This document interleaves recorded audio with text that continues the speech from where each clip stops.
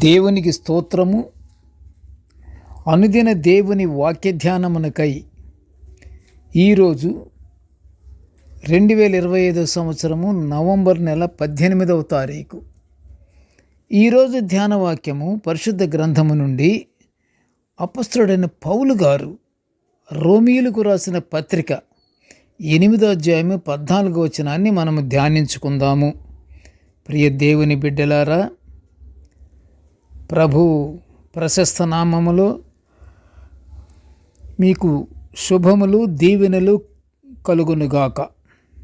చక్కని వాక్యము రోమా 8:14.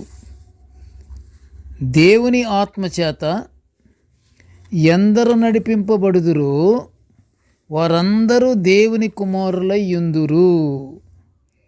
ప్రియ దేవుని బిడ్డలారా, ప్రియ దేవుని కుమారులారా,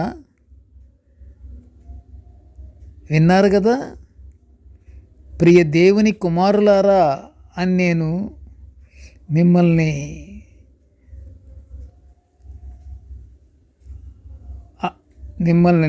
నేను మాట్లాడినప్పుడు మీరు దేవుని కుమారులు, అది గట్టిగా మీ అంతట మీరే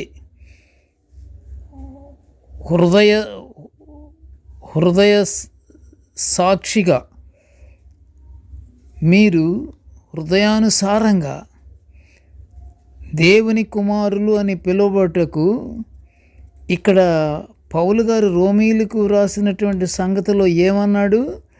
దేవుని ఆత్మచేత ఎందరు నడిపింపబడుదురో వారందరూ దేవుని కుమారులై ఉన్నారు.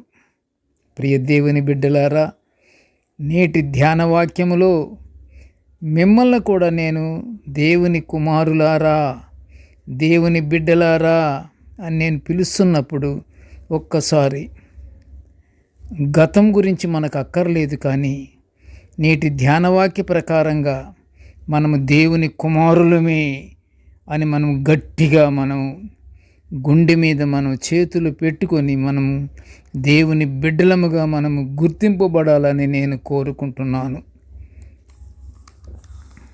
నేటి ధ్యాన వాక్యము కూడా దేవుని కుమారులైన వారి గురించే మనము ధ్యానించుకుంటున్నాము. పౌలు గారు రోమా సంఘస్థులకు రాసిన పత్రికలో దేవుని కుమారులుగా అందరి గురించి వ్రాస్తున్నాడు. ఆయన దేవుని కుమారులుగా మనము పిలువబడాలి. ఆ విధంగా మనము దేవుని బిడ్డలముగా కన్ఫర్మ్ అవ్వాలి, మనము అర్థం చేసుకోవాలి. మరీ ముఖ్యంగా మోషే ధర్మశాస్త్రాన్ని పాటించడం వలన అబ్రహాము శారాల వంశీకులలోని వ్యక్తులు దేవుని బిడ్డలవుతారు అనే వాదన సరికాదు అని పౌలు గారు నేటి ధ్యానవాక్యములో ఖండిస్తున్నారు. అలాగే విశ్వాసము దేవుని యందు బలమైన నిరీక్షణ కలిగి ఉన్నను. ఎలాగా ప్రియ దేవుని బిడ్డలారా? ప్రతి బిడ్డ విశ్వాసము దేవుని యందు బలమైన నిరీక్షణ కలిగి ఉన్నా క్రియలు లేని విశ్వాసము నిష్ఫలమైనది అని పౌలు గారు నిర్ధారించేశారు.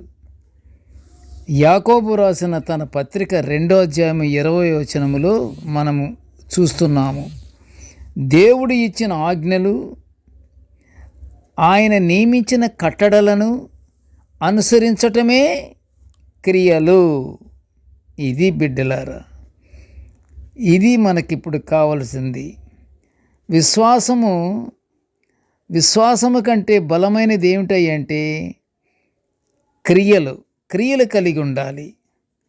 బలమైన నిరీక్షణ మనకున్నా, దేవుని యందు పరిపూర్ణ విశ్వాసము కలిగి ఉన్నా క్రియలు కలిగి ఉండాలి. క్రియలు లేకపోతే ఏమంటున్నాడు? అది నిష్ఫలమైనది. ఆ విశ్వాసము నిష్ఫలమైనది, ఆ నిరీక్షణ నిష్ఫలమైనది అని అంటున్నాడు. ప్రియ దేవుని బిడ్డలారా, దేవుడిచ్చినటువంటి ఆజ్ఞలు, కట్టడలు అవి అనుసరించటమే క్రియలు. ఆ క్రియలు మనకు ఉన్నాయా లేవా అని మనం చెక్ చేసుకుందాము.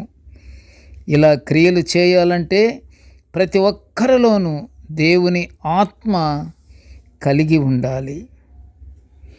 మనకి దేవుని ఆత్మ కలిగి ఉండాలంటే మనకి పరిశుద్ధాత్మ దేవుని యొక్క సహాయము మనకి నిత్యము ఉంటుంది. ఒక్కసారి మనము పరిశుద్ధాత్మని దేవుని వైపు తిరిగితే వెంటనే మనతోటే పరిశుద్ధాత్ముడు మనతోటే ఉంటాడు. అంతేకాని దేవుని వైపు తిరగకుండా మాకు పరిశుద్ధాత్మని సహాయం కావాలంటే రాదు. ప్రియ దేవుని బిడ్డలారా, పరిశుద్ధాత్మని సహాయముతో దేవుని ఆత్మ కలిగి ఉందాము. దేవుని ఆత్మ ఎప్పుడైతే కలిగి ఉంటామో దేవుని కుమారులమే. దేవుని ఆత్మచేత ఎందరు నడిపింపబడతారో వారందరూ దేవుని కుమారులై ఉంటారు అంటున్నాడు కదా. దేవుని యందు విశ్వాసమును పోగొట్టుకొనుటకు సాతానుడు ఏం చేస్తాడు? అన్ని ఆకర్షణలతో మనిషిని లోబరుచుకొనుటకు ప్రయత్నం చేస్తూనే ఉంటాడు. పూర్వము సైతాను ఏదేను వనములో శరీరాశ, నేత్రాశ మరియు జీవపు డంబమును ఉపయోగించి ఆదామును మరియు హవ్వను మోసము చేసిన సంగతి వినియున్నాము, మనకు తెలుసు. పరిశుద్ధ గ్రంథము నుండి మనకి వివరించినటువంటి ప్రకారము ఆదాము హవ్వలు ఎలా మోసపోయారో మనకు తెలుసు. సాతానుడు ఏం చేశాడు? శరీరాశ, నేత్రాశ మరియు జీవపు డంబాన్ని అక్కడ ఉపయోగించాడు. అంతే, మోసపోయారు ఆదాము హవ్వలు. అదే శోధనలతో యేసుక్రీస్తు ప్రభువును కూడా మోసపరచాలని ఎంత ధైర్యము!